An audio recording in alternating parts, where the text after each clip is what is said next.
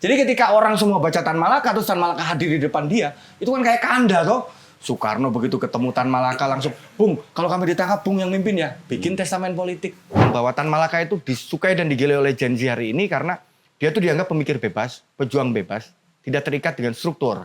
Teman-teman yang aktif di media sosial di X itu rame orang mengkritik Malaka Project misalnya yang merepresentasikan Tan Malaka secara elitis, padahal Tan Malaka tidak seperti itu. Ini kan bermain di ranah tafsir.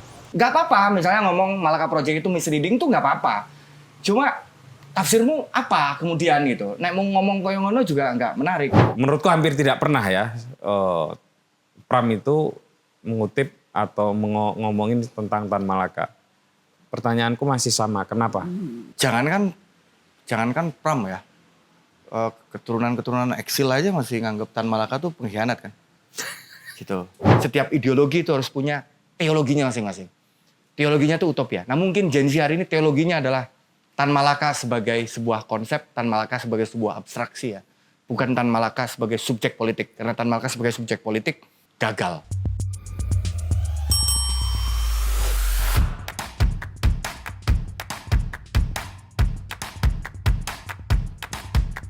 Halo teman-teman, ketemu lagi dengan saya Putu TA Kepala Suku Mojo. Silakan yang baru mau masuk boleh di belakang, boleh ya. Maaf ya terbatas tempatnya karena yang gue syuting pancen. Oke teman-teman, hari ini saya kedatangan sahabat lama yang udah meninggalkan dan melupakan Jogja. Yora. Oh iya Siti. Udah terlalu sibuk dengan kegiatan intelektual dan mencari rezeki di ibu kota Jakarta. Zen RS. Halo bro. Sehat? Alhamdulillah. Ini kita akan mendiskusikan buku ini. Buku yang sangat menarik. Zen ini batinku yo. Duwe waktu yo. Ini edisi ini bagus ya teman-teman bagi yang sudah membaca ya. Yang belum tuku ya. Nggak mahal kok. 99.000 apa piro? 95. 95 malah kan susuk isian. Ini Zen menerbitkan dalam rangka 100 tahun terbitnya naskah ini. Karena sebetulnya naskah buku ini tuh terbit Desember 2025 ya.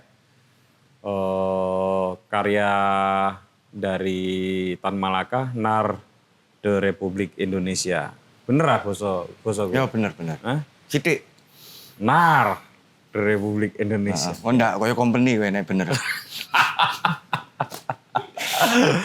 Dan ini bener-bener di apa ya? Direkonstruksi dengan serius sama Zen, diberi kata pengantar yang bagus, dan terutama menurut saya yang paling penting juga adalah diberi catatan pendamping. Jadi teman-teman kalau baca caranya begini, koyo moco kuwi lho, tafsir lho Pak. Dadi ngene Pak, carane maca Pak. Iki ono iki torai. Dadi iki misalnya halaman ini rada di close. Biar pembaca tahu bedanya gitu loh. Kayak maca ning kitab kuning, Pak. Jadi di sini dibaca ini punyanya Tan Malaka. Ini catatan pendampingnya dari Zen. Gitu. Jadi semua istilah, semua konteks, semua hal yang tidak mudah dipahami atau perlu diberi penjelasan, dikasih penjelasannya sama Zen. Jadi menurut saya mungkin Tan Malaka tidak serepot Zen dalam bikin. Makanya Pak, catatannya detail. Catatannya detail Pak. Dan referensinya ada semua, sama Zen dikasih referensinya. Lihat buku ini. Wah, berapa bulan bro kamu bikin karya keren ini? 4 bulan ya. 4 bulan? 4 bulan di sela-sela mengerjakan buku yang lain. Jadi nih aku lagi jutek dengan proyek buku yang utama itu, saya nggarap ini. Gitu. Jadi hiburannya ini, kebetulan temanya juga bukan tema, tapi periodenya sama. Jadi saya mengakses buku-buku yang kurang lebih dari korpus periode yang juga sama. Jadi aku nggak koyo pindah dari utara ke selatan lah. Ini kayak masuk ada buku, saya bosen, saya ngerjain ini tuh kayak pindah ke layar kedua aja. Kayak ngono. Jadi buku yang lain itu ada hubungannya dengan buku ini juga? Ada periode setengahnya itu beririsan dengan periode ini. Gitu. Bukunya sedang diedit. Berapa buku yang lagi disiapin? Buku pertama sudah diedit, belum selesai. Buku kedua sudah selesai. Buku yang ketiga tinggal ngasih catatan kaki aja. Itu yang belum selesai. Dan ngambil periode yang kurang lebih sama. Berarti ada 3 buku? 3 buku. Tapi belum boleh belum boleh diceritakan. Yosisan promosi. Oh, kan silakan. Nah, kalau itu aku lebih senang lagi. Apa 3 buku itu? Jadi buku pertama itu saya mencoba mencari tahu otoritarianisme di Indonesia itu sebaiknya dikasih label apa kira-kira. Ini berangkat dari hipotesis bahwa sejarah politik Indonesia itu pada dasarnya adalah sejarah otoritarian. Periode demokratis itu sebetulnya hanya sangat amat pendek. Sangat pendek. Berapa tahun, Jen, menurutmu? Mungkin 5 tahun pertama, 50-55. 55. Setelah reformasi sebentar ya? Sebentar ya, lah kira-kira. 10 tahun lah mungkin ya. 10 tahun itu udah sangat optimistik sebetulnya. Untuk ukuran yang 80 tahun itu kan selingan pendek. Sebelum kemudian periode demokratis itu diserap lagi oleh apa yang disebut sebagai spiral otoritarian gitu. Yang selalu berubah bentuk tapi pada dasarnya nada dasarnya adalah nada dasar otoritarian. Saya lacak dari dari era politik etis karena menurut saya akarnya dari sana, politik modern itu. Saya mencari tahu, saya nggak puas dengan istilah populisme, kemudian iliberal, istilah itu menurut saya tidak cukup memadai apa yang saya bayangkan dari nada dasar otoritarianisme di Indonesia. Nah, salah satu catatan kaki dari bab 1 buku itu menjadi buku kedua. Buku kedua ini berbicara tentang tradisi dekolonial di Indonesia. Tradisi dekolonial di Indonesia yang menurut saya tuh sangat amat material.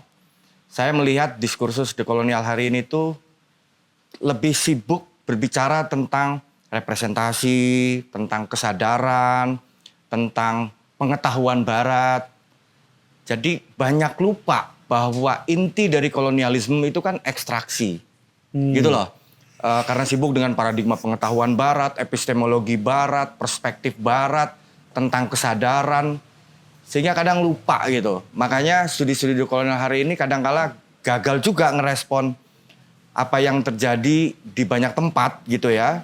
Kayak proses ekstraksi di Indonesia Timur dan lain-lain. Nah, saya ngelacak beberapa teks-teks klasik dari periode kira-kira 1910 sampai 1930-an untuk menemukan satu konsep yang khas ekologi Indonesia untuk memahami bagaimana para pejuang anti kolonial itu memahami kolonialisme. Gitu.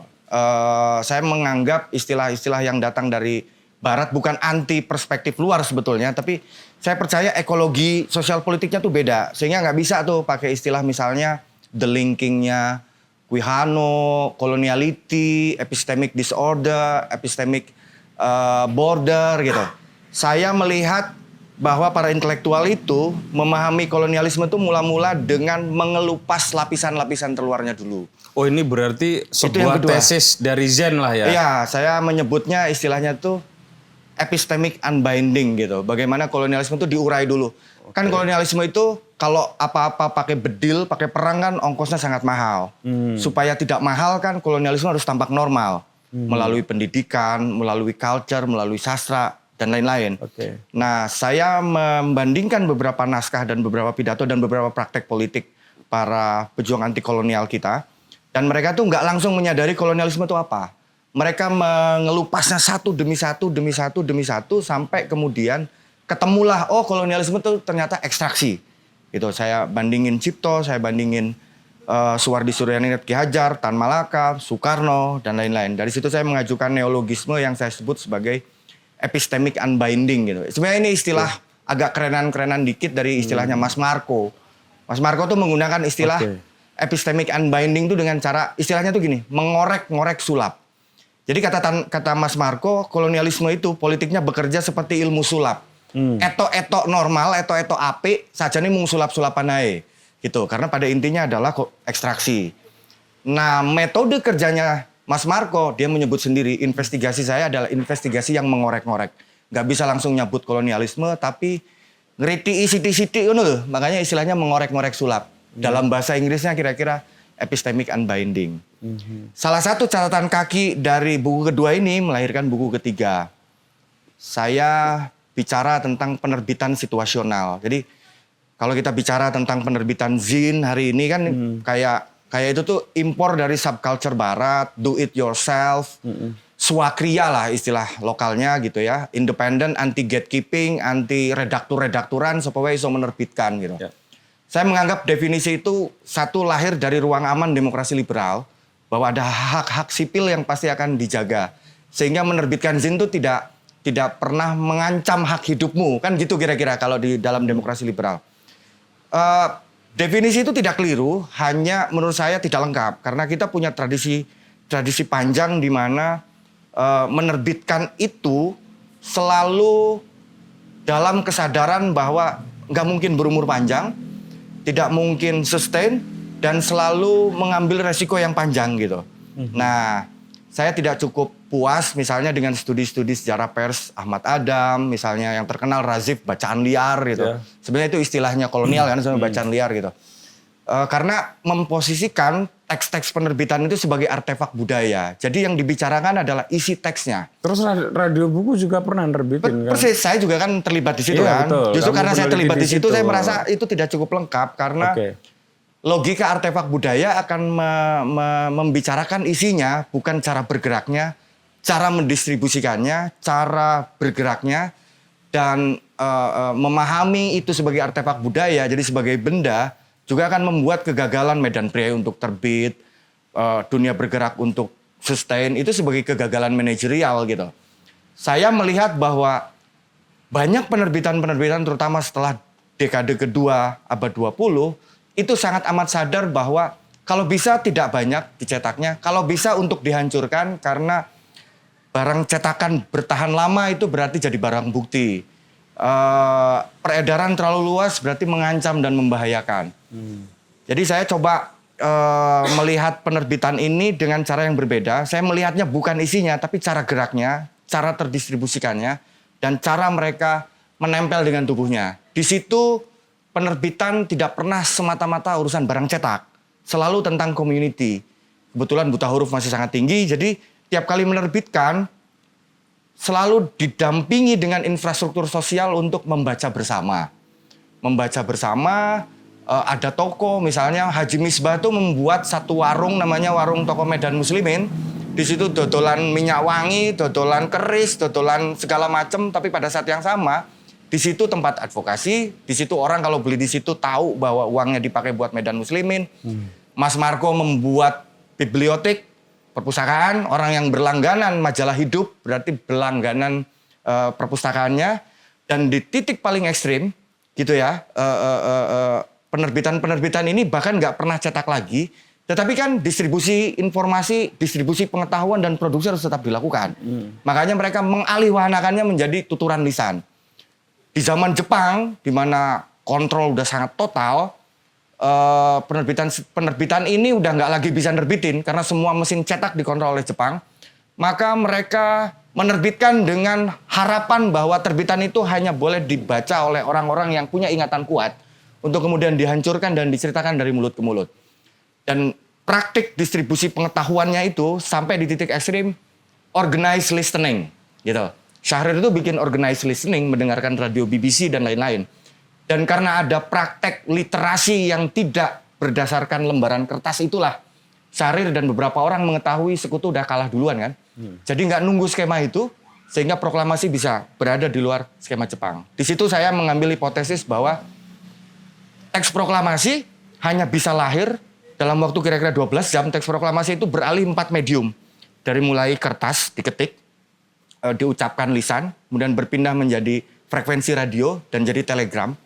Itu karena ada disiplin selama 30 tahun untuk memproduksi dan mendistribusikan informasi secara klandestin, secara bawah tanah.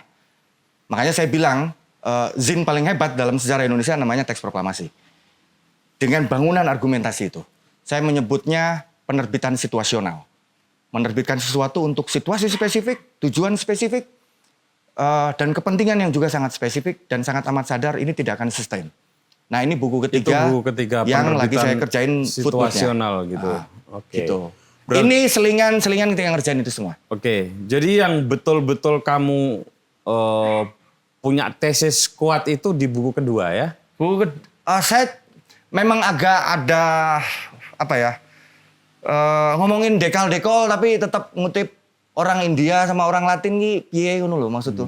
Okay. Bukan kita anti Barat sebetulnya, Iya, tapi iya. harus berangkat dari pemahaman bahwa bisa nggak sih Indonesia diperlakukan sebagai unit sosial politik yang juga mandiri sehingga jangan diletakkan sebagai applied tempat untuk mengaplikasikan teori gitu loh. Kita harus mencoba mencari cara untuk memahami diri kita sendiri gitu. Enggak anti sih gitu. Enggak anti teori Barat, bukan anti teori dekolonial dari India maupun dari Latin atau dari Afrika, bukan sebetulnya. Tapi bisa nggak sih kita periksa dulu gitu. Jangan-jangan memang ada sesuatu yang sangat khas dan dengan itu kita juga perlu menciptakan rumusan yang juga bukan ben ketok bedo tapi konsekuensi logis dari uniqueness ekologi Hindia Belanda misalnya kalau ngomongin itu. Itu sih sebetulnya. Jadi misalnya saya menganggap jenis otoritarianisme di Indonesia itu saya menyebutnya sebagai otoritarianisme afektif gitu. Di mana ketenangan selalu menjadi obsesi semua rezim. Sehingga semua jenis kekuasaan itu selalu menggunakan gramatologi untuk membuat semuanya tuh tenang kira-kira gitu. Kan nggak semua otoritarianisme dipakai dengan rumus 65 kan, yang dipanggil, eksekusi dipanggil, kan nggak semuanya. Mayoritas justru berjalan dengan sangat administratif, normal, Betul. sehari-hari.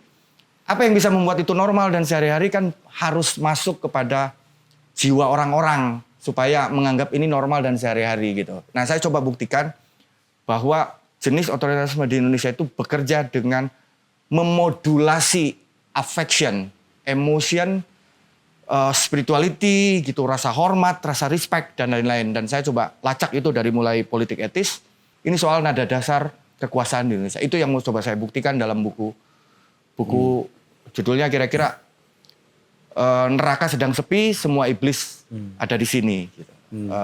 Jadi gini, Bas, tadi kamu sempat bilang bahwa periode demokratis di Indonesia itu hanya sebentar.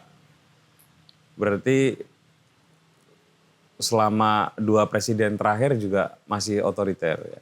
Nada dasarnya otoritarian gitu. Oke. Apa sih otoritarianisme? Misalnya kalau dalam studi terakhir, otoritarianisme itu selalu kebijakan-kebijakan otoritarian itu kalau menurut saya adalah kapasitas untuk menangguhkan hak-hak warga negara. Kan itu kira-kira.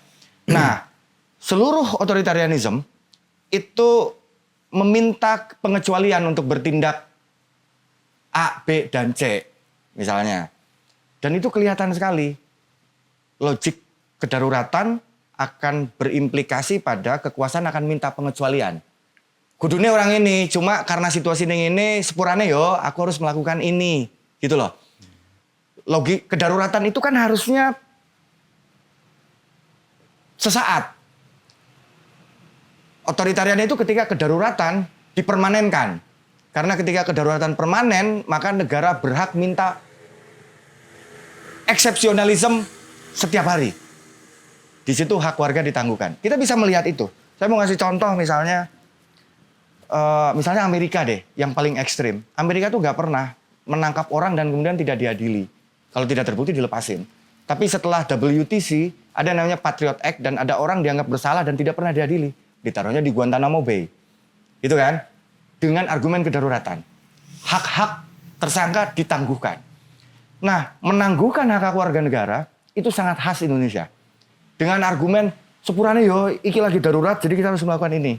Misal, penyusunan Undang-Undang Dasar 45 di BPUPKI itu dengan logika kedaruratan. Debatnya rasa kesuwen. Perang udah mau selesai, kita stem aja. Jadi ada istilah Rajiman Wedyodiningrat, kita stem aja. Kita stem aja, kita voting aja. Rasa kesuwen debat gitu, darurat gitu. Ketika Soekarno mengesahkan Undang-Undang 45 di 18 Agustus, kalau teman-teman baca risalah BPUPKI, berkali-kali argumen kedaruratan itu dipakai untuk menghentikan perdebatan. Gitu loh. Anda bayangkan seorang Hatta yang tidak pernah dibayangkan punya masuk ke dalam klaster otoritarian, itu juga menggunakan logika kedaruratan ini. Jadi Indonesia itu pernah menjadi parlementer, tapi undang-undangnya masih presidensial. Gara-gara maklumat X bulan September. Apa argumen Hatta? Kita butuh bersatu. Kita harus jadi parlementer karena nanti Soekarno bikin partai tunggal. Maka dia bikin maklumat X. Jadi ada sistem parlementer, Syahrir jadi Perdana Menteri, undang-undang dasarnya masih presidensial. Dengan argumen kedaruratan, hal-hal normal bisa dipinggirkan dulu. 48 begitu, 55 begitu, dekret presiden begitu, 65 begitu, Orde Baru dibangun dengan logika kedaruratan, IKN pindah dengan logika Jakarta mau tenggelam, darurat. Omnibus Law dengan logika kedaruratan, COVID membuat pertumbuhan ekonomi sangat amat melambat, kita perlu cara-cara cepat gitu. Dan tiap kali kekuasaan meminta pengecualian dengan argumen lagi darurat, lagi gawat, disitulah nada otoritarian muncul. Dan saya mencoba membuktikan bahwa nada ini imanen dalam sejarah politik kita. Makanya saya menyebutnya otoritarisme afektif.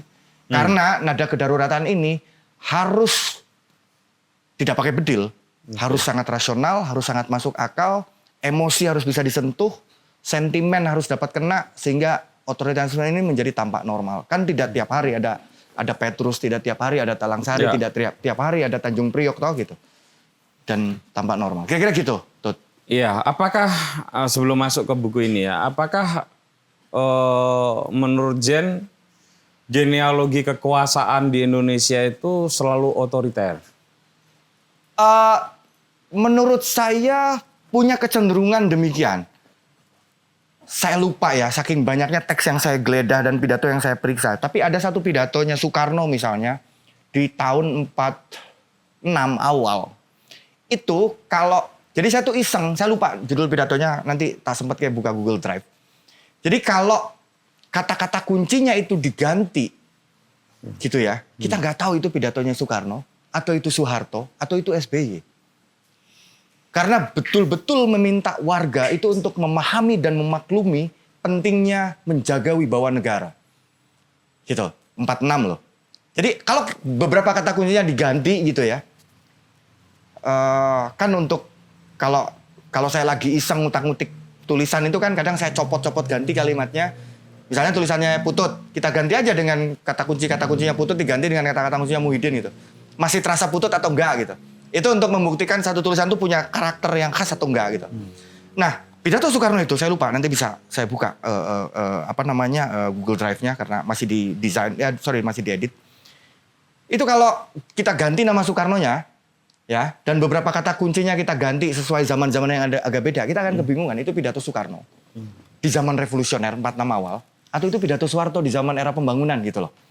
Karena sama-sama menuntut kesetiaan warga negara, meminta ketaatan karena kita lagi perang, negara harus dijaga wibawanya. Kan ini retorik yang juga ada di era Soeharto. Momentum-momentum kita lagi perang, kita lagi ada COVID, kayak gitu itu sifatnya momentum yang memang existing atau berusaha ditemukan untuk melegitimasi watak otoritarianisme itu. COVID kan di luar ya embuh tapi ya urus penjelasannya magic gitu ya. Tapi kan kalau kita bayangkan kan kalau kita pakai pendekatan globalis gitu ya, yang katanya ada konspirator kelas global gitu. Tapi kan itu di luar kontrol banyak orang lah gitu. Okay. Tapi kan itu diutilize gitu. Menurut saya bukan semata-mata misalnya karena Pak Jokowi sangat amat cerdas. Tapi karena dia juga tumbuh dan hidup dalam tradisi politik yang kira-kira sama toh. Kan menghidup udara yang sama, menghidup jenis demokrasi yang kurang lebih sama gitu. Jadi nggak belajar dari nol juga kalau itu akan dianggap sebagai kecanggihan berpolitik gitu. Gitu sih. Jadi ada momen penciptaan itu, misalnya 48 pemberontakan Musso. Apa yang terjadi pidatonya Soekarno? Kita sedang menghadapi Belanda, sementara ada pengingat di belakang, darurat kalian harus pilih di belakang Musso atau di belakang Soekarno-Hatta. Menggunakan argumen kedaruratan untuk menuntut kesetiaan warga negara. di belakang Musso yang akan mendirikan Soviet Madiun atau di belakang Soekarno dan Hatta. Jadi ada momen-momen yang mungkin unthinkable buat si penguasa, tapi begitu momennya ono, jadi wis koyo ono pengetahuan bersama untuk diutilize, untuk meminta pengecualian, tak tangguhkan proses-proses politik yang normal ya, tak tangguhkan hak-hakmu ya, karena situasinya lagi genting begini-begini, sehingga kita harus mengambil keputusan-keputusan yang begini, dan begini. Itu yang saya sebut sebagai nada dasar otoritarian. Karena otoritarianisme itu pada dasarnya adalah menangguhkan hak-hak warga negara. Kedaruratan itu mestinya sementara, tapi rezim otoritarian adalah ketika kedaruratan itu dipermanenkan dalam nada dasar berkuasa sehari-hari. Berarti ada nggak sih sebetulnya penguasa atau kekuasaan yang memang diproses dalam rangka untuk mengakomodasi kepentingan-kepentingan masyarakat atau kepentingan rakyat dalam term Ya ini yang periode pertama 98 kan jelas relatively ya. Ya 98 ini bagi beberapa teman-teman yang membayangkan proses transisi yang radikal, yo Ciganjur itu kegagalan kan ngono kan kira-kira kan, karena pengennya bukan lewat sidang istimewa, pengennya lewat dewan-dewan rakyat. Tapi kan kita juga perlu melihat bagaimana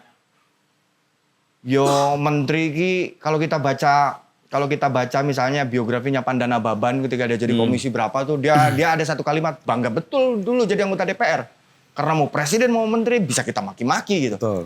Itu kan proses politik yang relatif relatif membuktikan bahwa ada kekuasaan yang dipaksa mau dengerin gitu. Itu masih dipaksa lah. Kan nggak mungkin ada pejabat berani ngomong ngawur sembarangan kira-kira di tahun 98, 99 tuh nggak mungkin lah gitu. Karena bisa di demo bisa tiap hari, headline tiap hari gitu. Tetapi kan itu nggak berlangsung lama kan gitu. Kan kita nggak ngebayangin Ibu Mega yang di tahun 99 menangis di depan rakyat Aceh. Cutnya ini tidak akan pernah menumpahkan lagi darah gitu. Kan kira-kira itu di tahun 99. Yeah. 2003 dia bikin darurat operasi militer, kan umurnya pendek banget gitu. Yang bagi beberapa temen tuh, kan demor abis tuh di tahun, Putut bisa tahu lah, banyak banget kawan yang demor gara-gara sidang istimewa MPR, ini sampai dom gitu. Sayangnya umurnya kan pendek.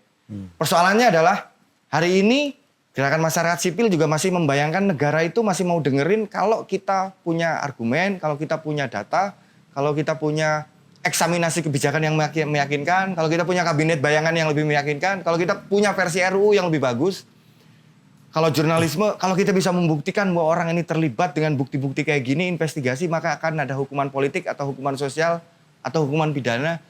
Kan itu tuh asumsi-asumsi di mana ada minimum bar rasa malu, ada minimum bar proses deliberasi yang bagus gitu. Kan itu asumsi pasal 98 sebetulnya. Nah, berbagai macam RUU kan lolos terus. Walaupun masyarakat sipil udah bisa membuktikan pasal ini jelek loh, pasal ini. Berapa karusel yang dibuat oleh gerakan masyarakat sipil di Instagram untuk membuktikan draft ini bahaya loh, pasalnya ini. Cara bergerak dan cara ngeresponnya tuh masih mengandaikan asumsi-asumsi 98 bahwa kekuasaan itu di satu titik akan mau dengerin kita. Gitu. Tapi jebule kan orang ngono loh maksudnya. Sehingga imajinasinya harus ganti nih. Gitu. Presumption-nya tuh harus ganti untuk bersikap dan menghadapi kekuasaan gitu. Oke. Gitu sih. Jen, kita masuk ke buku ini. NAR The Republik Indonesia ini kan buku semacam itu. Saya lebih suka menyebut kayak gini nih pamflet politik ya. Buku kecil ya, buku tipis seperti ini itu banyak dihasilkan oleh para pendiri bangsa kita, para politikus kita bahkan.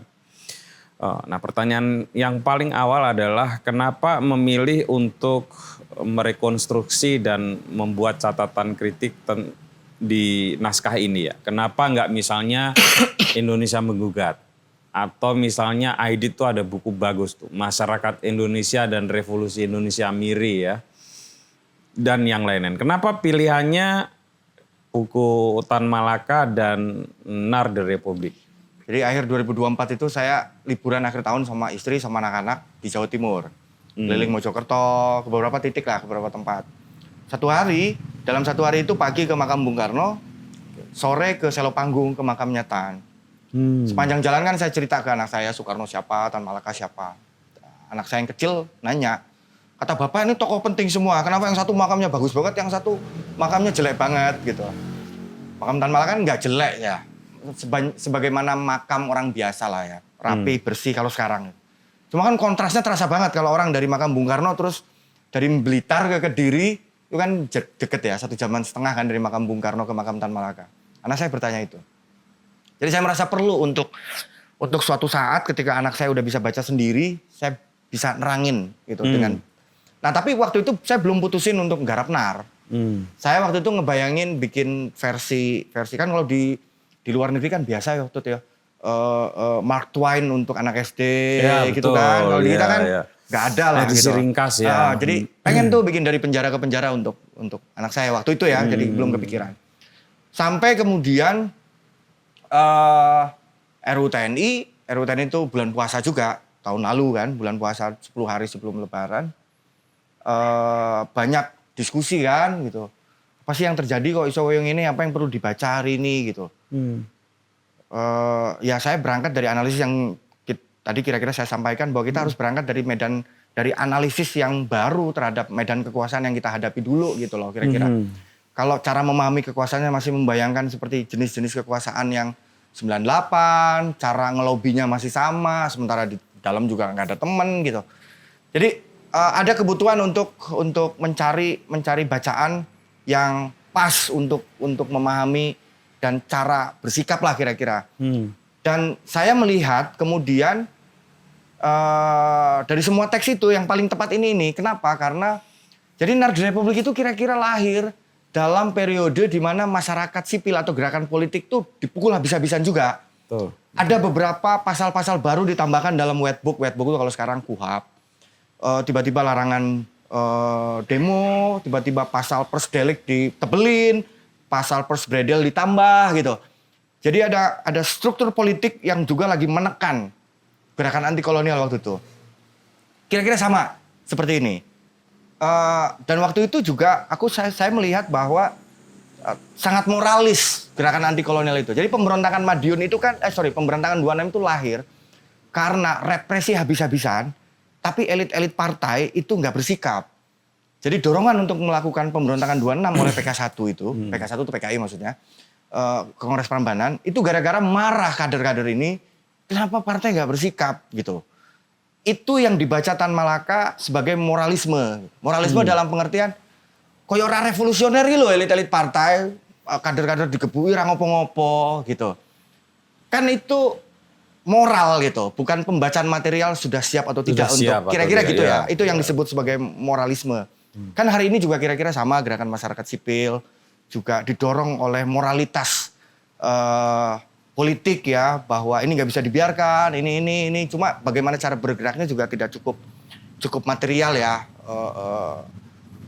Jadi saya melihat ada kesamaan itu, gerakan masyarakat sipil juga sedang tertekan, sedang terdesak, ada kemarahan dan moralitas politik yang datang dari bawah gitu, tetapi kebingungan mengartikulasikan cara bersikap gitu. Ya. Nah, Tan Malaka itu mulai menulis ini tuh kira-kira di awal Februari 25 waktu dia dikunjungi oleh utusan partai yang menceritakan persoalan partai di Jawa. Keputusan memberontaknya belum ada gitu, tetapi Tan Malaka bisa membaca bahwa partai pasti akan sulit ini untuk tidak merespon tekanan dari bawah karena represinya konkret kira-kira. Maka Tan Malaka ingetin sebelum ngambil keputusan yang tergesa-gesa, hitung lagi. Benarkah partai sudah sungguh-sungguh mengakar?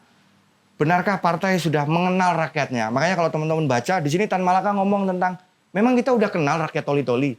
Emang kita kenal rakyat Aceh. Emang kita kenal rakyat Jambi. Kalau kita belum kenal, sudah cukupkah kita melakukan putsch gitu, pemberontakan bersenjata? Makanya Tan Malaka ini bisa dianggap sebagai salah satu pemikir yang kemarin ada diskusi bagus, Rati Fernandes ngasih cara pembahasan yang bagus banget. Tan Malaka memang belum ngomongin gender, belum ngomongin A, I, U, E, O yang kalau sekarang tuh intersectionality lah. Ngomongin queerness, ngomongin ekologi. Tapi si Ratih tuh melakukan pembacaan yang bagus sekali. Tan Malaka ini melakukan acknowledgement berkali-kali bahwa kita nggak kenal kelompok ini loh. Kita nggak kenal kelompok itu loh. Kita nggak kenal masyarakat Toli-Toli loh. Kita nggak kenal masyarakat Halmahera loh.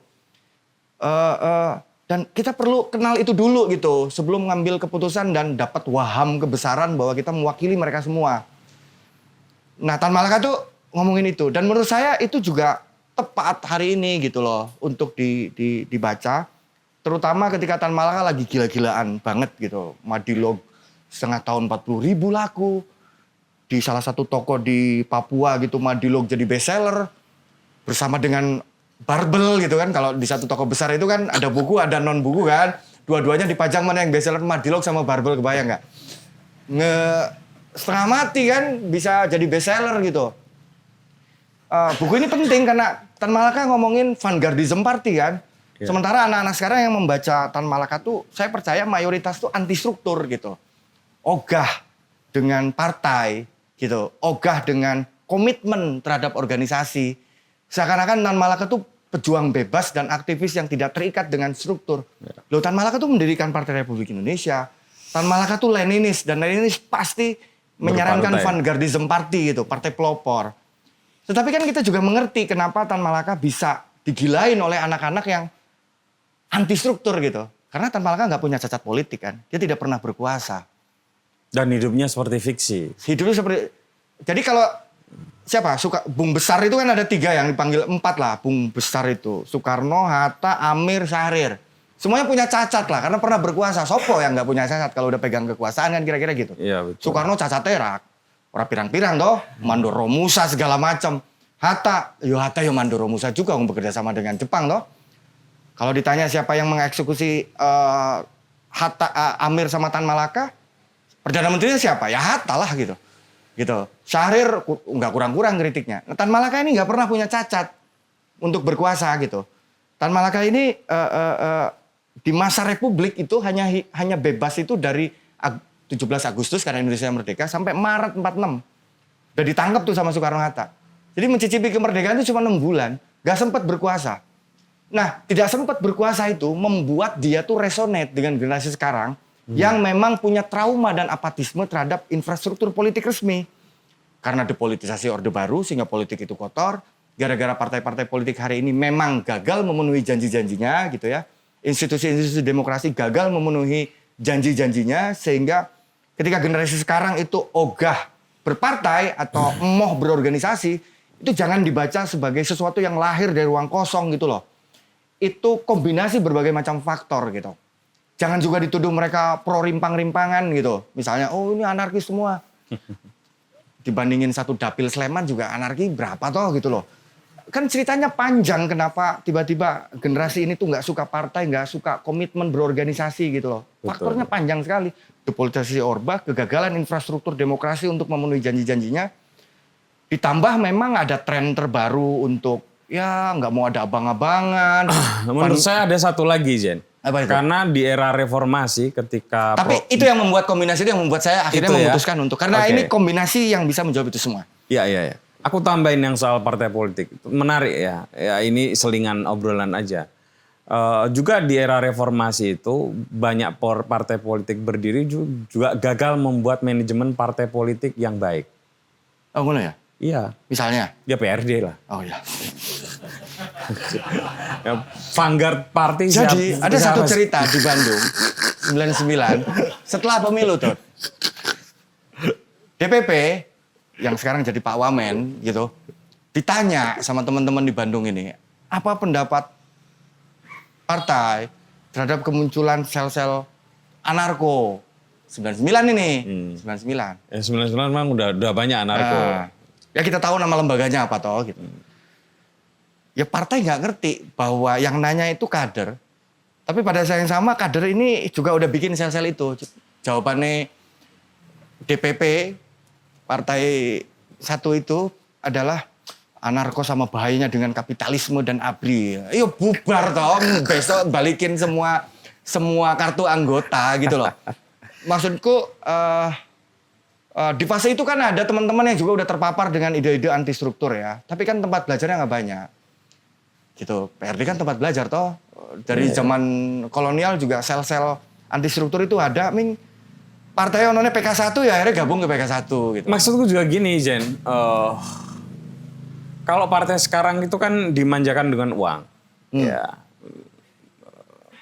Tapi kita juga nggak boleh melihat partai itu sebagai sesuatu yang tidak bisa membuat orang untuk hidup. Itu juga persoalan. Ya. Ya. Itu sebabnya kita perlu belajar dari banyak partai-partai yang dulu. Bagaimana mereka hidup.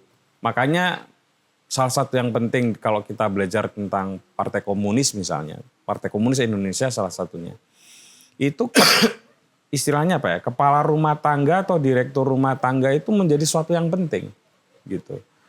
Karena manajemen partai itu juga harus memberikan janji kehidupan juga. Ya. Ya tidak boleh hanya meminta pengorbanan, berkorban terus hidupnya gimana?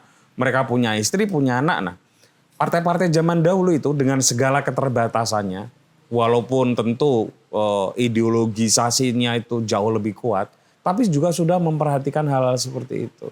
Gitu. Ini yang juga dilupakan oleh banyak orang dan banyak teman mungkin yang sedang membuat organisasi. Ya, kemandirian, kemerdekaan berpikirnya ada, ya, kedaulatan ideologinya ada, tapi kemandirian ekonominya nggak ada. Itu juga persoalan. Ini persoalan banget. Di hari ini pun persoalan. Betul. Misalnya beberapa orang yang berkolektif-kolektif ria tuh kadang juga kalau kolektif, kalau bikin sesuatu nggak boleh uang itu dinikmati oleh kita semua. Lunjuk uripe piye? Kan gitu kan. Tapi pada saat yang sama juga tidak membangun unit ekonomi gitu. Tuh. Jadi Tan Malaka ketika di penjara 48, agresi militer pertama kedua dan melihat republik itu dalam tekanan yang sangat premium gitu dari Belanda, kan dia menulis Gerpolek.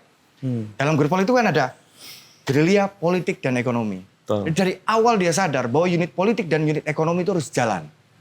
Gitu. Kadangkala teman-teman ini nggak tahu bahwa berkolektif itu ketika bikin sesuatu kemudian ada revenue stream. Kan ono sing layout, ono sing gawe medsos, kan itu labor. Ya. Sebetulnya. Ya. Nah, karena ini berkolektif berarti uang yang masuk semuanya tidak boleh untuk dibagi. Loh, nek anak ada salah satu anggota anaknya mau masuk TK nggak punya uang buat bayar kan? Nah, percakapan-percakapan ini tuh sulit untuk dibicarakan terbuka karena moralisme itu loh. Justru itu penyakitnya. Iya, jadi, itu dia. jadi ini penyakit digerakkan termasuk di LSM. Begitu kita ngomong uang itu dianggap tabu loh. Yes. Kok tabu? Uang kita hidup butuh uang. Yes. Kalau kita berkeluarga juga punya anak juga butuh uang. Nah, politik juga harus bisa memberikan janji finansial walaupun tentu tidak Politik pernah dan gerakan sama ya, dengan semuanya. iya. Tidak sama dengan mungkin kalau kita bekerja secara profesional, tapi kalau berpolitik tidak bisa menjamin kehidupan orang baik-baik saja, ya buat apa berpolitik? Ya jadinya kolektif jadi tukang cancel brand. Nah, Karena benar. tidak punya imajinasi untuk membangun unit politik itu. Jadi misalnya media itu kalau tidak mampu hidup dalam dirinya sendiri, itu pasti rentan independensinya. Karena butuh bantuan dari orang-orang lain. Di skena yang lain juga kan kurang lebih sama. Betul. Kalau untuk hidupmu bergantung belas kasihan dan uluran tangan orang lain, entah itu Ford Foundation, entah itu Dana Indonesiana, entah itu MTN, entah itu Jarum, entah itu apapun gitu. Kan rentan Betul. gitu. Kan isunya bukan atau Danais gitu. Kan isunya bukan boleh atau bukan hanya tentang boleh atau tidak, karena kalau boleh atau tidak jadi sangat moralistik. Ya. Begitu putusannya tidak, ya berarti kalau kamu melakukan kamu tidak bermoral, kamu amoral, kamu komprador kan gitu. Tetapi ada pertanyaan-pertanyaan lain yang tidak pernah muncul dalam diskusi selain boleh atau tidak. Untuk apa dan dengan cara bagaimana kan kira-kira gitu. Ini yang tidak pernah dibicarakan. Tan Malaka ketika menerbitkan aksi massa di Singapura, aksi massa itu usaha Tan Malaka untuk terakhir kali mencoba mengintervensi partai. Makanya ditulisnya bulan Juni 25, umur tangannya 26. Buku itu selesai, Arif Fadilah, Ketua Sumatera Barat PK1, menjanjikan membawa uang 1.000 gulden. Di bulan November, akan datang lagi ke Singapura ngasih biar bisa nyetak masa aksi. Karena ada 26, maka susah sekali untuk pergi ke Singapura. Apa yang dilakukan Tan Malaka? Tan Malaka harusnya meninggalkan Singapura karena Singapura menjadi tempat yang sangat amat berbahaya. Karena semua polisi kolonial tahu, aktivis anti kolonial komunis Hindia Belanda adanya di Singapura. Kecil banget kan Singapura. Tapi Tan Malaka bertahan 2 bulan lagi dan bekerja sebagai juru tulis di sebuah perusahaan ekspor impor untuk nyari duit nyetak aksi massa. Maksud saya nyari duit, bekerja itu tuh harus dilakukan gitu. Betul. Dan organisasi atau kolektif atau gerakan yang mampu membangun unit ekonomi itu akan punya daya tahan yang jauh lebih panjang. Persoalannya adalah uang tuh kayak otomatis membuatmu menjadi komprador, uang akan membuatmu otomatis menjadi kapitalistik. Loh, Nabi Muhammad itu saudagar ya, pedagang ya. Gitu loh. Haji Misbah bikin toko Medan Muslimin ya. Maksud saya, kita harus bicara uang ini sebagai, loh, Marxis kan cerita toh bahwa mau hukum, budaya, sastra, agama itu cuma suprastruktur. Infrastrukturnya itu ekonomi. Betul. Soal perebutan alat-alat produksi. Iya. Lah, kalau ekonominya, uangnya tidak kita rebut dengan sebaik-baiknya, maka suprastruktur itu akan ikut bawa aja. Kan itu logik yang sangat Marxis sebetulnya. Nah, cuma uang seolah-olah kamu jadi cemar, uang seolah-olah membuatmu menjadi komprador itu yang Ya. diskusinya itu berhenti di boleh atau tidak gitu. Ya. Padahal ada pertanyaan-pertanyaan lain tentang buat apa, Betul. untuk apa, dengan cara bagaimana. Betul. Gitu. Ini yang karena pertanyaan pertamanya udah dianggap sebagai dalil, maka pertanyaan kedua, ketiga, keempat nggak pernah punya Nggak kesempatan pernah. bernafas Betul. dalam ruang-ruang percakapan kita sebagai masyarakat sipil gitu. Ya, di forum ini juga saya mau mengajak juga kepada teman-teman muda kita ya, supaya jangan tabu untuk bertanya soal uang. Karena saya sudah punya pengalaman panjang. Betapa efek dari tabu mempertanyakan itu punya daya rusak yang besar gitu loh. Tabu karena sungkan, karena macam-macam. Iya, toh. sungkan. Sehingga kemudian kalau orang Jawa, wes suwe luwe. Nah, karena sudah lama kelaparan, Geragas makanya jadi geragas, gitu loh. Itu basic material dari aktivis geragas tuh karena lama lapar. Itu bahaya itu, gitu. Jadi, Karena kayak tunggal itu. loh, ini sejarah orang-orang lapar ini sekarang. Makanya Poso terus. ya sekarang ini yang pada hore-hore ya saya kira itu sejarah kelaparan dan karena tidak pernah difasilitasi oleh organisasi untuk Atau mendapatkan organisasi itu. tidak pernah membuka ruang untuk mempercakapkan itu. Ada dua menurut saya. Satu, organisasi tidak memikirkan itu. Yang kedua, ada problem tabu. Wong duit kok tabu. Kalau kita mau periksa, tabune iki wiwite teko ndi yo iki? Nah itu juga saya Kita juga harus nggak ngerti. kita tuh. harus periksa loh. Maksudnya kan tidak Mungkin lahir dari ruang, heroisme kan tidak lahir dari ruang kosong ya. martir gitu ya. Ah. Atau memang secara ekonomi politik ya waktu itu memang reformasi itu begitu mau muncul udah banyak penyumbangnya kan. Ya, Maksudnya ya, ya. penyumbang dari masyarakat sipil. Iya. Ya begitu organisasi-organisasi ini nanti entah itu jadi partai politik, entah itu jadi NGO organisasi, atau apapun, iya, media, dia bingung media. kan. Yang jadi NGO yang langsung karena era itu demokratisasi, funding lagi gede, cepat kompatibel. Ya. Nah yang radikal anti NGO ini kan yang susah, nahan laparnya kelamaan ini. Gitu. Begitu dapat kesempatan ya sudah. Gitu. Atau yang terjadi kemudian keputusasaan, massal. Demor Itu ya demoralisasi. Ya, itu juga tidak baik ya. Nah, Demore jadi penulis apa sih? Ya, saya untung lah. Saya untung. Minimal tidak mengutuk masa lalu. Iya. Ya. Karena yang banyak yang demoralisasi adalah kemudian mengutuk masa lalu kan.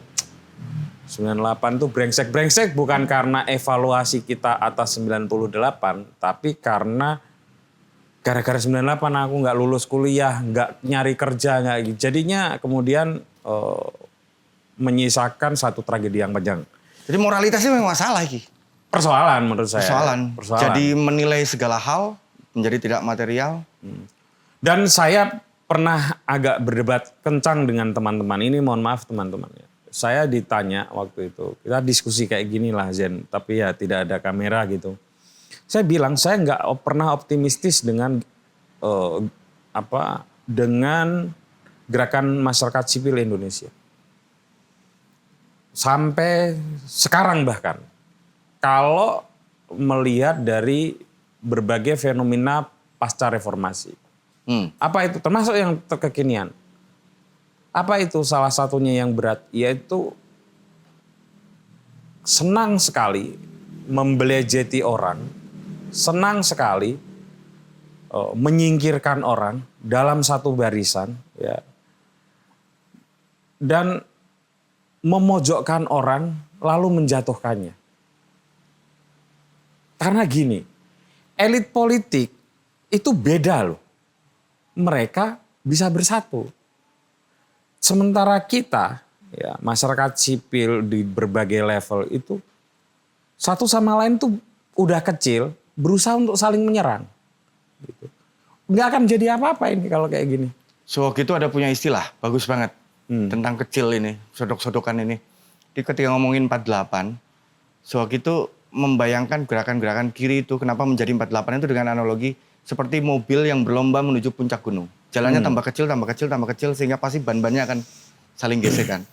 Jadi kalau memang ya jadinya gesek terus toh, Iya. saling bergesekan nggak habis-habis gitu. Dan zaman dulu ya, orang tuh punya tradisi berdebat.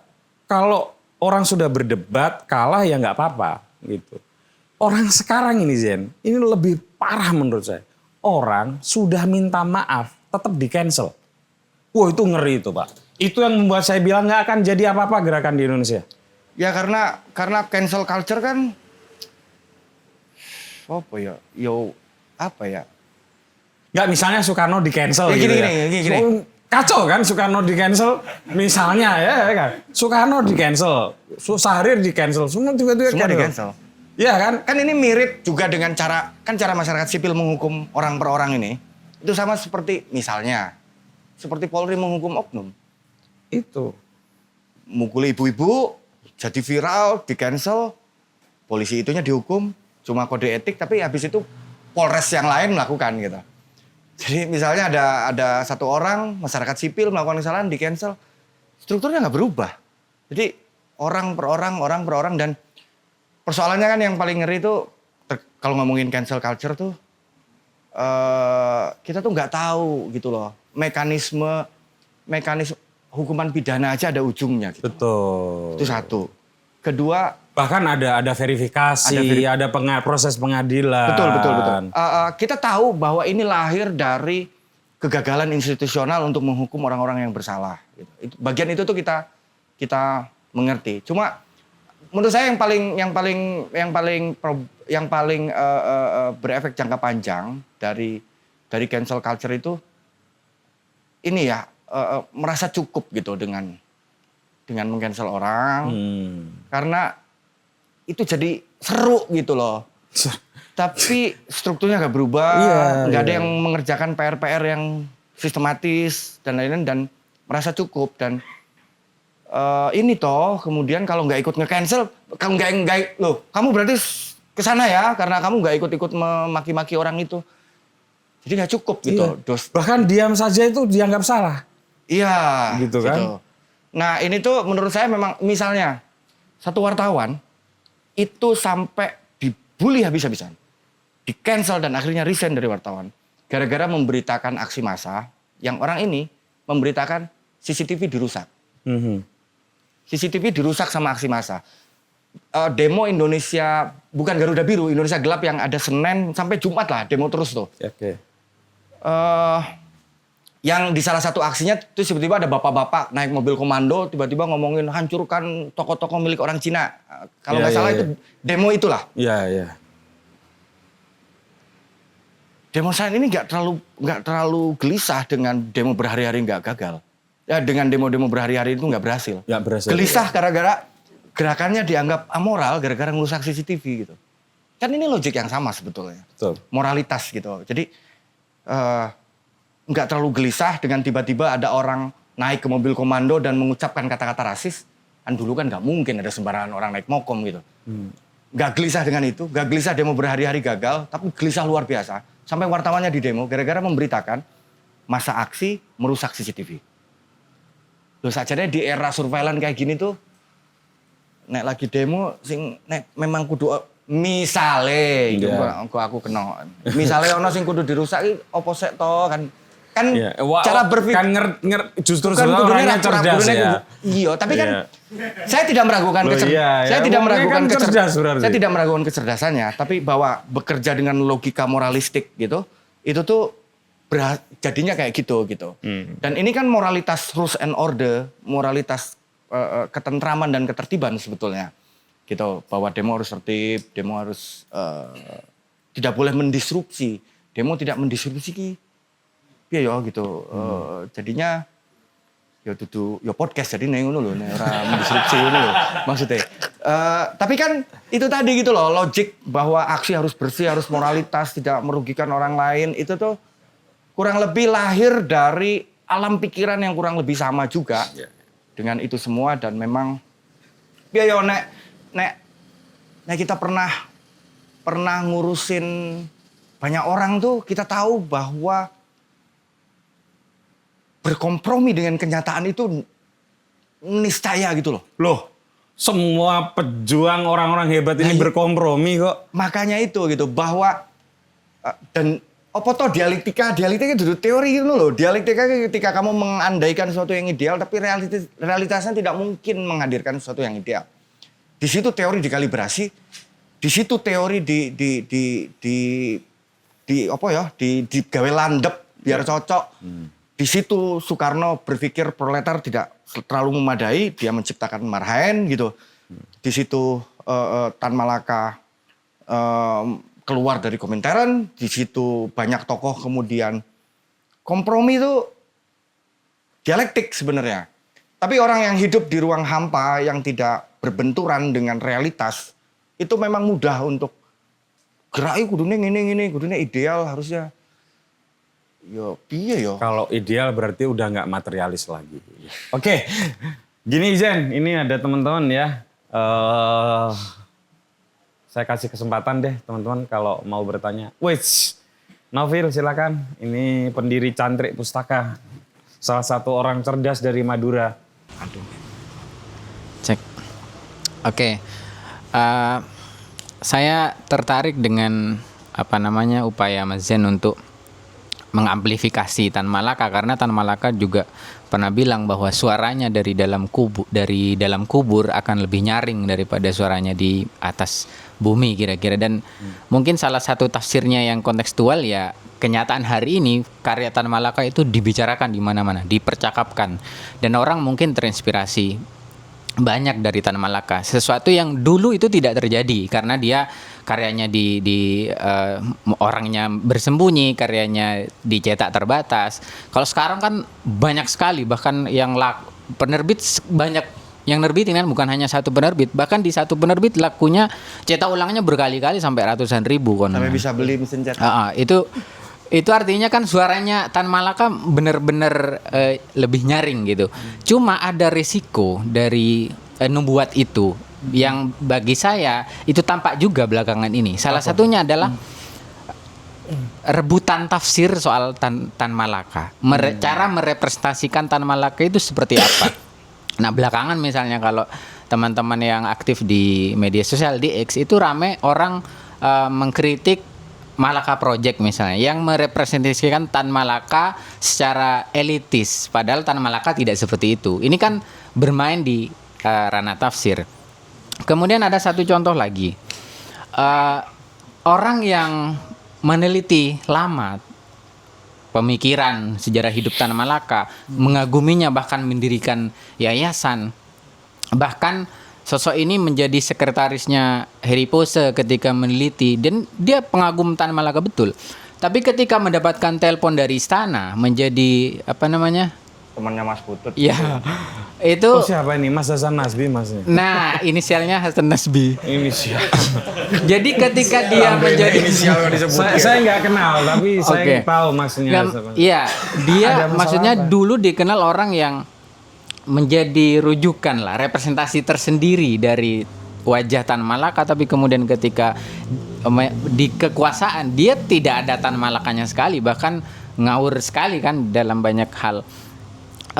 Jadi representasi seperti apa sebetulnya yang cocok kita kembangkan dalam menghidupkan kembali Tan Malaka? Jangan-jangan semua orang berhak berbicara Tan Malaka, mewakili Tan Malaka, tapi itu sebenarnya tidak diinginkan oleh Tan Malaka. Di bagian ini apa komentar Mas Zen? Dan terakhir, saya tidak ingin kemudian karena Mas Zen juga mengagumi Tan Malaka, mengamplifikasi suaranya yang sehingga lebih nyaring gitu kan. Saya tidak ingin besok-besok jika Mas Zen mendapatkan telepon dari istana, telepon itu diangkat dan diiyakan. Saya berharap telepon itu di reject dan nomornya di blok. Kalau Gitu, saya Mas. malah merekomendasikan diterima dong. Kan enak punya teman Zen kalau jadi apa gitu ya. Ya itu ya silakan Zen direspon ya. Marxisme menjadi mainstream juga melahirkan banyak tafsir, Tafsir, yang bahkan ya. ada tafsir yang dituduh oleh yang paling kiri sebagai, wah itu Marxis kok jadi kanan. Menurut saya begitu satu ide, satu gagasan jadi mainstreaming gitu, menjadi school of thought gitu, atau menjadi dibicarakan banyak orang, ya niscaya sih kemudian menjadi varian tafsirnya tuh banyak. Bentar. Kamu konfirmasi dulu, bener nggak kamu Tan Malakais? Enggak lah, Enggak kok. enggak lah. Enggak. Ya silakan lanjut. Menurut saya kita harus menganggap itu sebagai kondisi material. Gitu. Kondisi kalau kita materialis tuh kita nggak akan mengutuk itu sebagai salah atau benar kan. Kondisi material kayak gitu, apa yang harus kita lakukan kan kira-kira gitu. Saya nggak ragu sama sekali banyak orang yang jadi tertarik Tan Malaka gara-gara Malaka Project. Gitu. Dengan platform gede kayak gitu. Jadi kalau ada yang Tan Malaka udah ramai sebelum ada Malaka Project. Iya udah ramai, tapi juga nggak membantah kenyataan bahwa ada 1, 2, 3 orang atau mungkin lebih banyak dari itu yang membaca atau tertarik Tan Malaka gara-gara Malaka Project gitu. Itu tuh pasti gitu loh, pasti uang. Saya ini yang nggak terkenal aja ada orang, saya baca Unbearable Lightness of Being, Milan Kundera nggak mumet, Ming mergo Mas Zen ngomong jadi aku baca. Loh aku bisa membuat orang jadi baca buku, apalagi orang yang YouTubernya gede banget. Jadi itu tuh material itu, pasti banyak orang yang terpengaruh. Nah persoalan kita adalah bagaimana kita menyikapi perbedaan biang lala tafsir itu. Gak apa-apa, misalnya ngomong Malaka Project itu misleading tuh gak apa-apa. Cuma tafsirmu apa kemudian gitu. Nek mau ngomong koyo ngono juga nggak menarik. Kalau kamu nggak suka sama si A gitu, seorang materialis akan mengambil 2 keputusan. Dianggap Trotskyian gitu kira-kira kalau melenceng gitu. Tan Malaka di itu. Atau ciptain figur baru alternatifmu mana misalnya. Banyak anak mau baca Tan Malaka gara-gara AIUE itu udah bagus lah gitu. Setengah mati kan kita bicara tentang pentingnya membaca dan lain. Jadi kalau ada satu orang mempopulerkan sesuatu dan bikin itu, ya tugas kelompok lain. Kalau ada orang membaca Madilog gara-gara A dan merasa si A ini salah, ya pastikan dong orang-orang yang baca ini punya infrastruktur tahu bahwa gak apa-apa taunya dari si A, tapi kalau kamu mau mendalami ada ABCD loh. Nah siapa yang nyiapin ABCD gitu? Ya toh? Lah kalau cuma merutuki tapi pada saat yang sama juga tidak menciptakan infrastruktur untuk orang mau belajar lebih dalam terhadap Tan Malaka juga ngapain gitu. Saya sih happy-happy aja, ada yang ngomongin tentang Tan Malaka, ada yang ngomongin tentang Haji Misbah, ada yang ngomongin bagus lah gitu. Soal bahwa cara baca Madilognya salah, cara baca Misbahnya salah, dia disiapin aja infrastruktur belajarnya supaya orang ini juga tahu kalau mau memperdalam dapat di mana. Nggak dapat dari si A, dapatnya dari si B, tapi juga bacanya cuma 1 paragraf, habis itu cuma buat gaya-gayaan, ngapain juga gitu loh. Ini bukan soal tentang dapat pertama influencingnya itu dari siapa, tapi setelah mendapat influencing itu, adakah infrastruktur belajar yang memungkinkan dia tidak terus-terusan misreading? Kan itu yang perlu disiapin. Gitu. Nah, mungkin buku ini bisa dianggap sebagai salah satu infrastruktur itu. Atau ada beberapa teman kemarin saya lihat di Twitter ada orang yang bikin buku kira-kira seperti ini, Islam dalam Tinjauan Madilog, tulisan Tan Malaka, bikin footnote juga. Kan itu oke ya maksudnya. Belajar Marxisme dari Trotsky, ya rapopo toh. Gitu. Kalau kamu memang gak senang sama Trotsky, siapin infrastruktur supaya orang bisa dipengaruhi dengan cara baca yang berbeda. Di tengah kayak gini kita tuh masih jauh dari menang. Teman kita tuh masih sangat amat sedikit kok, siti-siti gelut gitu aku ki. Beberapa urusan tuh perlu diselesaikan dengan titik kumpul yang ini, ketemu, disitulah orang bisa menguji posisi politik masing-masing. Kalau melihatnya dari jauh, dari akun-akun tuh kadang-kala memang persoalannya juga nggak terlihat dengan baik ya. Malaka Project, buat saya oke-oke aja gitu. Kritik terhadap mereka udah banyak ada yang nyampein dan kritik itu juga akurat dan valid. Biasa wae gitu loh maksudnya. Kita seruan, nggak puas dengan nama Malaka Project, bikinlah Gerpolek Project, bikinlah dunia bergerak opo ngono loh, gitu loh maksudnya. Ya itu kira-kira. Ya, saya juga nggak Iya ngerti. menurutmu? Iya, saya juga nggak ngerti apa yang dimaksud Malaka Project itu elitis. Elitisnya di mana saya juga nggak ngerti gitu ya. Kalau dalam dimensi sosiologis elit itu bukankah hampir kita semua nih elit gitu ya. Kalau saya juga pragmatis juga. Masih untung Malaka Project sebesar itu masih mempromosikan pemikiran Tan Malaka ya. Daripada mempromosikan pemikiran yang lain. Misalnya Sopo. Ya Sopo lah. Oke, silakan ya. Ya, ada lagi yang mau tanya? Bener nih, nggak ada yang mau tanya. Oke. Biar kerekam.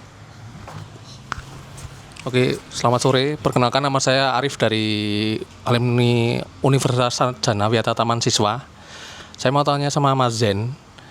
Menurut Mas Zen untuk pemerintahan dari mulai pasca kemerdekaan sampai detik ini, ada nggak di masa-masa di mana pemerintahan itu menurut Mas Zen itu sudah menunjukkan ideal pemerintahan yang ideal dan menurut Mas Zen lebih baik daripada yang mungkin yang sekarang atau seperti apa? Dan yang kedua, menurut Mas Zen, misal ini Mas Zen kan sebagai penulis atau mungkin sebagai pengamat pemerintahan ya, menurut Mas Zen sistem politik yang seperti apa yang bisa diterapkan jika Mas Zen mensimulasikan diri sebagai penguasa seperti itu? Gimana? Jika Mas Zen misal Jika begini, kamu berkuasa, gambarnya Ya, gitu ya. ya. Ya. Menarik itu. ya mungkin Menguji alam pikir Zen sebagai seorang penguasa. karena memang saya juga pernah dulu saya kan juga mantan aktivis mahasiswa juga. Seringkali saya pelajari beberapa alumni pejuang demonstran di era 98 itu ketika mereka berpolitik mereka sudah agak melenceng mungkin dari orientasi mereka di awal ketika masih muda. Tapi ketika mereka sudah berumah tangga terus tadi seperti yang Mas Pudut yang bilang ketika sudah terdesak materi itu kan pola pikir sudah berubah seperti itu. Nah mungkin bagaimana sudut pandang Mas Zen dan Mas Pudut menyikapi hal tersebut. Terima Zen kasih. lah, bukan aku. Ya. Silakan Zen. Aku jadi ketok kurang materialis karena nggak pernah mikir ke pertanyaan kalau sudah berkuasa. Kalau ngikut teori kan jawabnya jadi gampang sebetulnya. Tergantung mau teori mana yang dipakai kan. Kalau saya berkuasa, apa ya yang mau saya lakukan ya? Saya akan mikirin dulu infrastruktur paling dasar untuk dikontrol sepenuhnya oleh negara. Jadi ketok aku. Ya kayak Prabowo dong. Hah? Ya Prabowo juga begitu kan. Mana ya? Iya. Walaupun di sini ada bab tertentu ya. Karena ini buku bagus ya teman-teman. Silakan sekali lagi ini saya promosikan. Karena saya baru bikin kelas kecil kemarin untuk cara membuat analisis situasi nasional. Soalnya prototipe ini tuh excellent untuk bikin itu.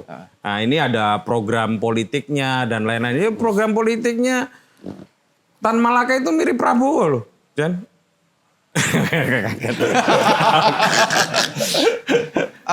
Apa ya? Pertama yang akan saya lakukan kalau saya berkuasa, pasti saya akan menyelesaikan persoalan-persoalan yang menurut saya mendasar. Kan itu sangat situasional. Saya berkuasanya kapan? Berkuasanya hari ini, jawabannya akan beda dengan kalau saya berkuasanya di 30 tahun yang lalu. Karena persoalannya pasti juga sudah bergeser.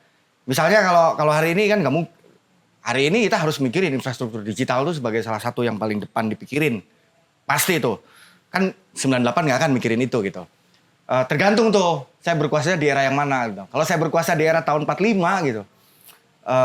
Jawabannya beda kalau saya berkuasa di tahun 60, tahun 80, 90, 2000. 2026 atau 2030 dan lain-lain. Tapi menurut saya kalau saya berkuasa kapan? Misalnya 2050 misalnya. Hah? Yang saya bayangin ya, kalau saya berkuasa, infrastruktur paling dasar akan saya audit dulu semua gitu. Dan dari situ saya ambil keputusan Apa paling infrastruktur strategis. dasar itu maksudnya? Banyak infrastruktur.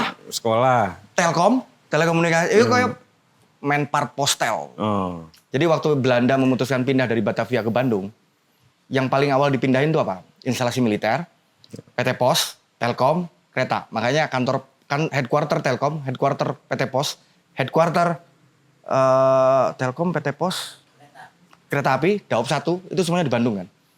Makanya tengah kota Bandung itu instalasi militer semua di sekitar Stadion Siliwangi gitu. Itulah yang mau saya periksa lebih dulu gitu. Cuma kan persoalannya adalah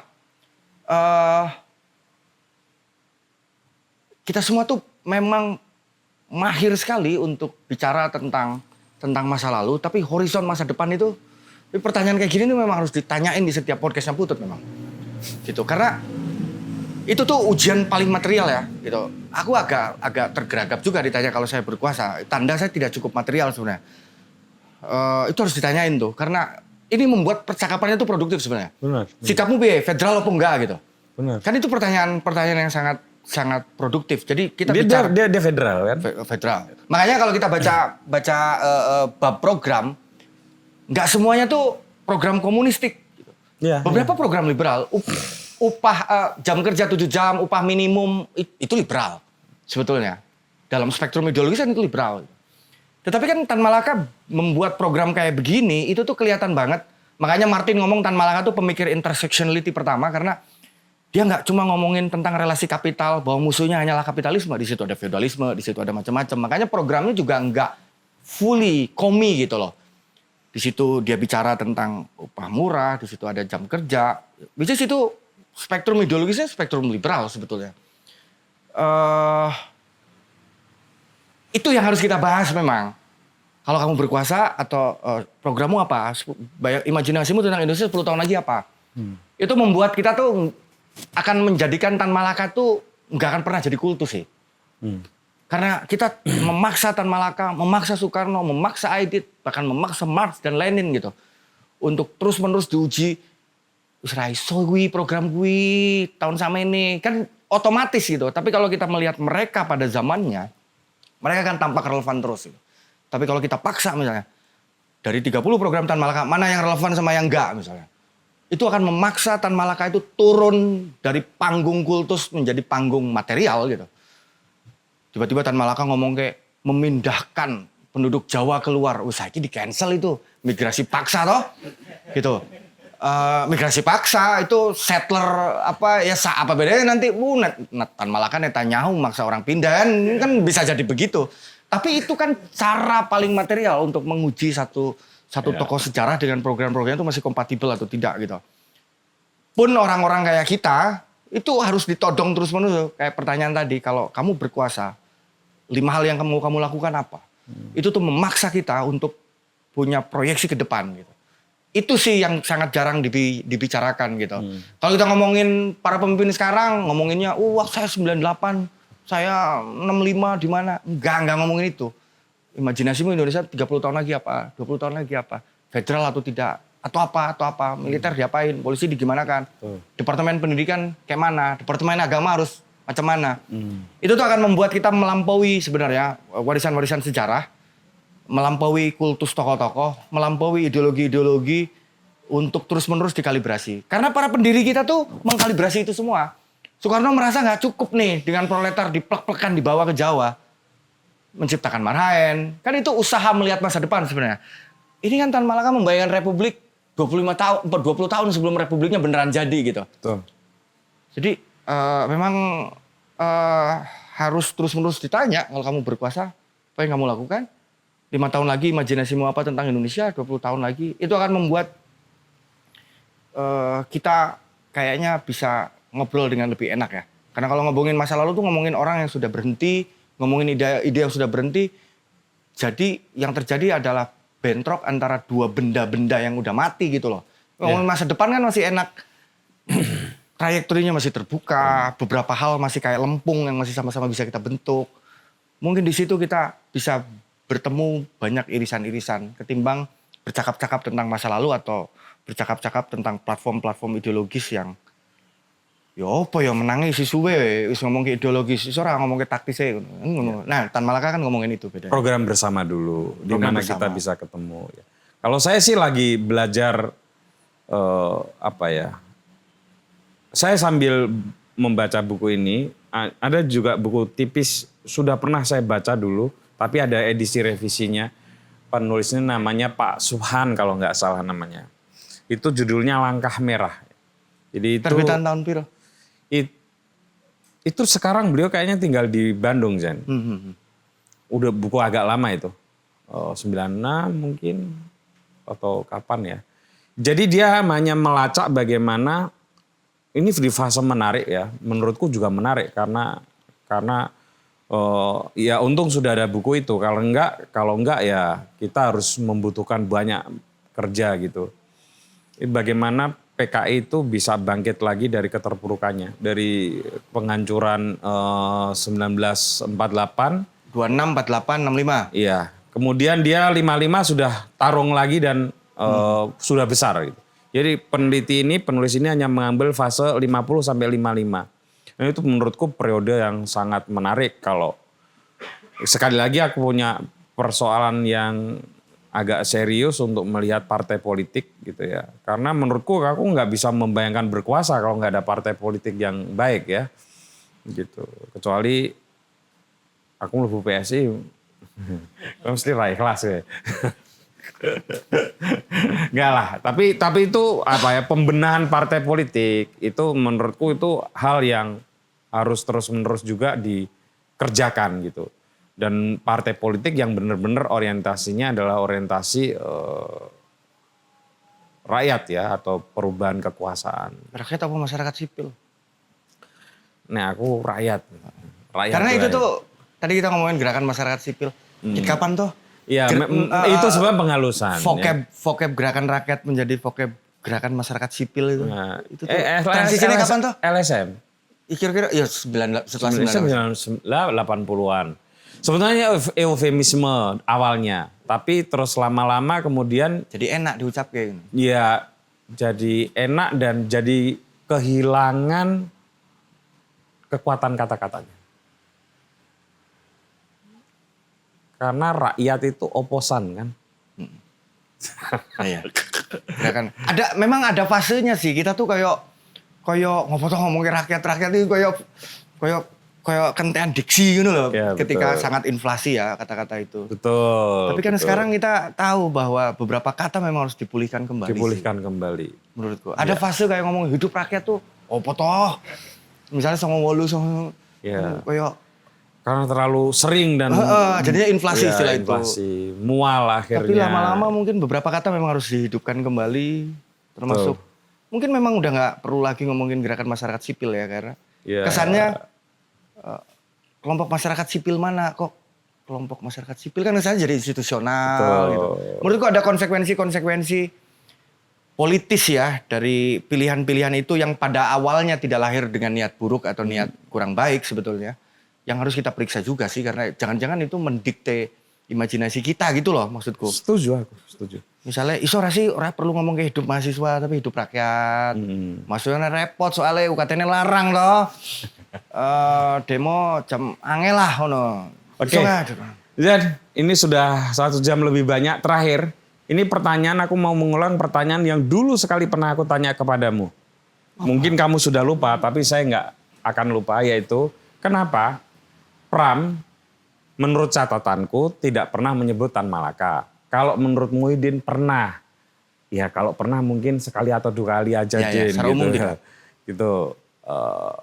Menurutku hampir tidak pernah ya. Pram itu mengutip atau ngomongin tentang Tan Malaka. Pertanyaanku masih sama, kenapa? Jangankan Pram ya. keturunan-keturunan eksil aja masih nganggap Tan Malaka tuh pengkhianat kan. Gitu. Tapi kalau Pram kan selalu bilang, saya adalah Soekarnois. Gitu. Dan memang ya gini.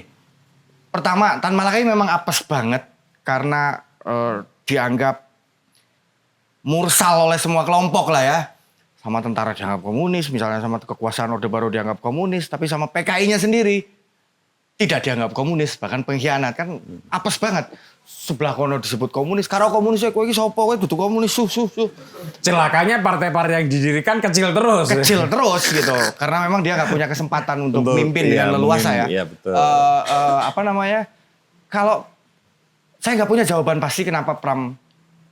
Tapi saya setuju dengan analisismu bahwa kalaupun Pram pernah nyebut sambil lalu aja, bukan dianggap faktor yang signifikan atau dianggap tokoh yang signifikan. Orang sekarang kan menganggap Ya, karena- ini tokoh besar. karena- Pram karena- menganggap Nah itu nggak yang harus pernah saya menyebut ucapkan. gitu loh. Itu yang harus saya ucapkan. Kan tadi saya sempat bilang bahwa Tan Malaka itu disukai dan digilai oleh Gen Z hari ini karena dia tuh dianggap pemikir bebas, pejuang bebas, tidak terikat dengan struktur. Gitu. Padahal kan dia penganjur partai, penganjur vanguardism, penganjur partai pelopor.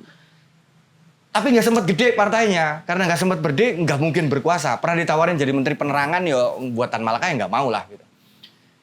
Ini justru yang harus diucapkan. Tan Malaka gemilang hari ini justru berdiri tegak di atas kegagalannya sebagai subjek politik. Kalau dia pernah berhasil sebagai subjek politik yang merebut kekuasaan, menguasai alat-alat produksi lah kira-kira. Kalau pakai terminologi Marxis gitu. Ya.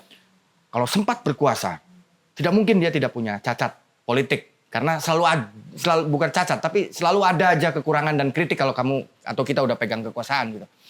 Beda ideologi, cacat itu udah akan jadi dosa kan gitu. Tan Malaka nggak pernah berkuasa, sehingga dia tidak pernah kekurangan tidak pernah kekurangan nama baik gitu. Karena memang hampir nggak ada cacatnya sebagai penguasa.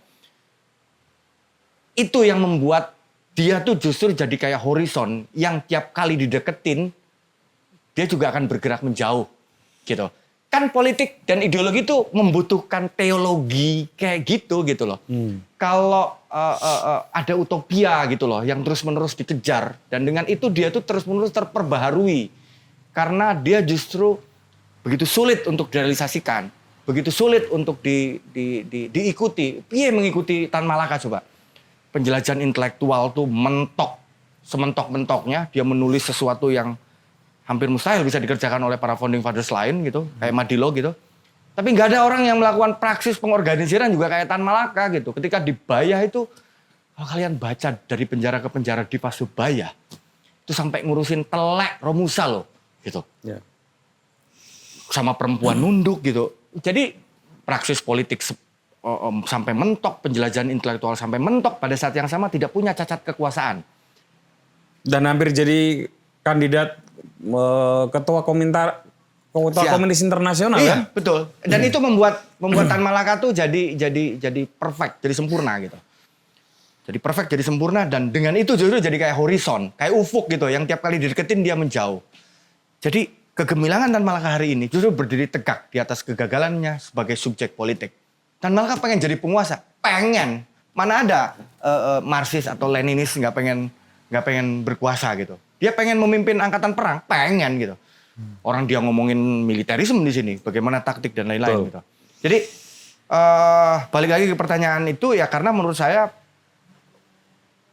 ya Tan Malaka tuh sebagai subjek politik tuh memang dalam panggung real politik pasca proklamasi 45 itu insignifikan. Insignifikansinya dia itu ya cuma kalau kata Ben Anderson, Revolusi Indonesia berhenti ketika Tan Malaka ditangkap bulan Maret. Kenapa? Karena satu-satunya orang yang punya otoritas moral, otoritas intelektual, dan otoritas praksis untuk berbicara tentang revolusi sudah di dalam penjara. Namanya Tan Malaka. Revolusi berhenti ketika Tan Malaka masuk. Jadi kalau ditanya kapan signifikasi Tan Malaka, mungkin ya sebelum ditangkap itu. Dia masih bisa mengganggu ini dan itu, dan lain-lain. Atau di periode ketika NAR terbit sampai 45. Itu kan yang mengimajinasi banyak orang gitu. Kebayang nggak? Soekarno dan pimpinan PNI diadili di Lanra tahun 30. Pertanyaan jaksa dan ada di dalam putusan pengadilan adalah kenapa kalimat ini persis seperti masa aksi? Kenapa kalimat ini persis seperti NAR di Republik? Jadi semua baca Tan Malaka. Karena Tan Malaka membuat Republik tuh kayak, oh ya iso iki gawe negara. Gara-gara bikin ini gitu loh. Kalau pertanyaanmu, kalau berkuasa mau jadi apa? Tan Malaka tuh kayak ngejawab, kalau hari ini Republik berdiri, Republiknya mau ngapain? Tan Malaka tuh ngisi ini. Sesuatu yang tidak dijawab oleh orang-orang. Jadi ketika orang semua baca Tan Malaka, terus Tan Malaka hadir di depan dia, itu kan kayak kanda toh. Soekarno begitu ketemu Tan Malaka langsung, Bung, kalau kami ditangkap, Bung yang mimpin ya. Bikin testamen politik. Iya. Syahrir Kakanda in optima forma itu. Abangda in optima forma. Karena semua baca dia, nggak ada dosa soal perempuan, ngorganisir yo sampai mentok. Yo semua baca, dengar mitos-mitosnya, mau betunduk uangnya ono di depan kita. Kan pasti siap Abangda, siap Kanda. Kan semua. Dan itu terjadi beneran. Soekarno tuh langsung bikin testamen politik loh di pertemuan kedua. Bung, kalau kami ada apa-apa, Bung nanti yang mimpin Republik ya. Iya. Itu kan Bung yang akan jadi presiden. Ya. itu kan udah Abangda in optima forma gitu. Negara sing dikekne lho. Justru karena Tan Malaka demikian kayak gitu, jadi nggak pernah bisa direalisasikan dan mustahil direalisasikan. Dia menjadi hari ini relevan. Jadi relevansi Tan Malaka justru terletak dalam kegagalan-kegagalannya.